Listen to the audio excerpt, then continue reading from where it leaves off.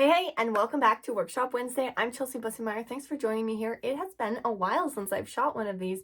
I've kind of taken a break from content creation and really been focusing on teaching the classes that I teach and connecting with my sewing students on the different virtual and digital platforms that I connect with them in person on Zoom and that kind of thing over the last few months. But I really wanted to shoot this video because a question came in on one of my other dart videos, how to sew a perfect dart, just how deep you can make a dart on the side or curve.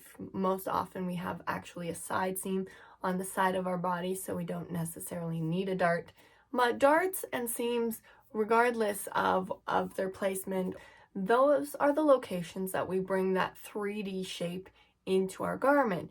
And so if you've measured that you need like a 6-inch dart, regardless of where you place it, that's just the amount that you need to taper the garment from that widest part of your hips up to where the waistband should be. So the quick answer is no, there is no amount that you can or cannot do in a dart, but yes, you can max out the dart in terms of the project. So what I mean by that is your body and the fabric that you choose for the project itself will determine what that max dart depth is, and will also help you determine where you need to place the dart. So whether you can taper all of that difference from your hip measurements to your waist measurements, taper it all out on the side seam, or you may possibly need to divide that fullness or that difference in measurement and do one, maybe 2 darts and taper it on the side. So let's look at some patterns, and this will all kind of become more clear and also clarify why there isn't like a specific number that I can give you and say a dart can't be deeper than 3 inches, otherwise it's not going to work. It really depends on your project and the body you're fitting. So to work out the right depth for your dart, the first thing to consider is your body shape. Where do you have your curves? Do you have curvy hips like this mannequin here? Or maybe you have straighter hips and a fuller bum. I have a couple of examples here. These are to illustrate kind of a cross section of a body. This inner black circle is your waist circumference, and then we have kind of the shape of the front of the tummy, the hips, and the bum. So we have a couple of different shapes here. We have a mannequin here with really full hips and a flatter bum. In this case, you would want those darts deeper on the side because there's a more extreme transition here from fullness to tapering it down to the smallness of the waist. Here, this middle one is a little bit more even. So she's got some hips happening and a bum, but there's not one area that's more extreme than the other. If we look at this last example, I have this extra line here to have the example of if we had a tummy happening. But let's just kind of look at the black one here with the fuller bum. You wouldn't want to taper so much on the side seam as you would adding darts in the back so that you can bring the fullness where you need it. You want that hip circumference, that full measure, to actually have fabric where you need it. If you, for example, have a full bum and you've tapered it really extreme on the side, say you're trying to wear pants that belong to this mannequin, then you might find that you have kind of a bubble of fabric happening on the hip because your hips aren't as full, but it still feels really tight across the bum, and it might even be riding down just because you don't have the fullness for the length that you need to fit over your bum in the back. So we always want to have the fullness of the fabric where we need it in the body. Where are those actual curves that we need to have that bigger measurement transferred out? The other thing that's important to remember when you're looking at your body's proportions and taking your measurements is the distance between these two lines. So we don't just want to take our body's circumference measurements, we want to know the distance in between, because this will tell you how quickly you need to taper out or fade out your dart. So that will show you kind of the lines and how extreme they get on the pattern. If we know that our hip circumference is sitting at about this height from our waist, then we know we need to have our dart tapered out by that point. Now that's important for the depth of the dart, because we need to see how sharp that angle is going to be, and that will also help us kind of determine the depth of our dart. If we know we need to kind of transition out this extreme line, you can see that that's such a sharp curve. We may want to divide that fullness amongst the side and a dart, just so that it's a softer curve. So in the line that I drew in here, it is nice and soft.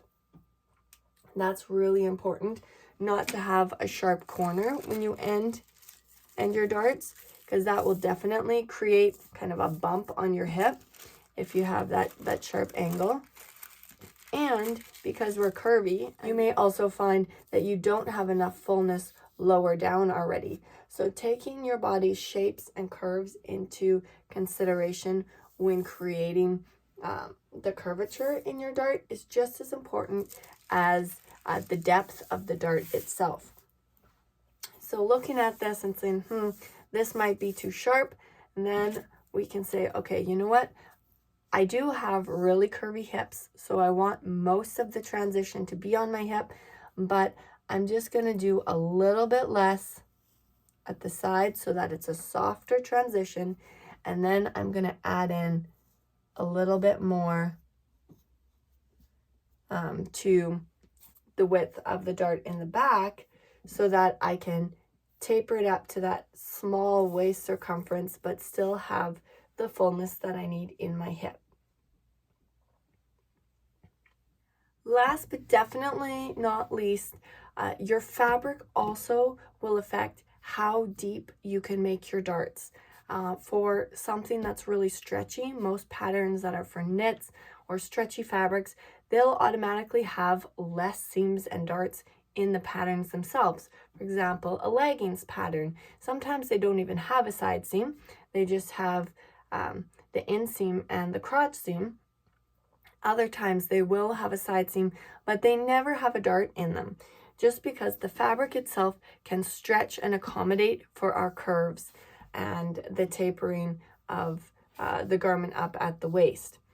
If you have a very stiff fabric, something without any stretch to it, you'll be more limited as to how much curve you can have on the side seam, and you'll need to more quickly utilize more seams or darts in the form of just adding simply darts to the back, or adding maybe a yoke. You can create shape with the seam that a yoke provides, simply because if we had a really sharp curve and the fabric is stiff and we want to kind of have that fullness for our bum and it's pulling it from the side seam because we didn't want any darts, you'd more quickly get drag lines, and more quickly would you have that effect that it still feels too tight in your bum, and you would have like kind of a bubble or extra fullness on the hip, simply because the fabric can't transfer that fullness. We always want the fullness of our garment where we need it, as we looked at in these kind of profile pictures.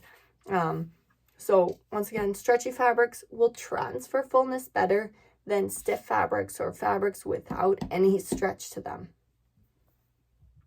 When it comes to sewing, we're always looking for that secret formula that's going to tell us yes or no, can I do this depth of a dart, or is it not going to work? And as much as I would love to just hand you a formula and say that this is going to work each and every time, that's not the truth about sewing. The truth is every project is so unique, every body is so unique. But if you look at each one of those steps I just laid out for you, then you can get clarity as to how deep does your dart need to be? What's going to work in this project? By simply looking at your body and evaluating, where do I have that fullness transition from my hips to my waist? How quickly does that taper need to occur? Some people, your hips are going to sit higher and some are going to be lower. So you'll have a longer distance, a longer transition period. So you might be able to do a deeper dart and it still work and sit really nicely in your garment. Always look at your fabric. Your fabric is such a key player in your project. And of course, don't worry about adding new darts. Just because a pattern doesn't have a dart, if you need to transfer some of that fullness around to the back so that it's not all on your hips, who says leggings can't have a dart? I mean, if you are making leggings, there's probably enough stretch there that you don't need it. But again, who says you can't? What do you need for your body, right? Adding in seams and darts will give you the opportunity to create more fullness so that you can more closely follow your body's curves with those different seams and darts to get the fullness where you need it. So I hope you feel more confident in deciphering what it is that your body needs for each and every project. Until next time, take care and happy sewing.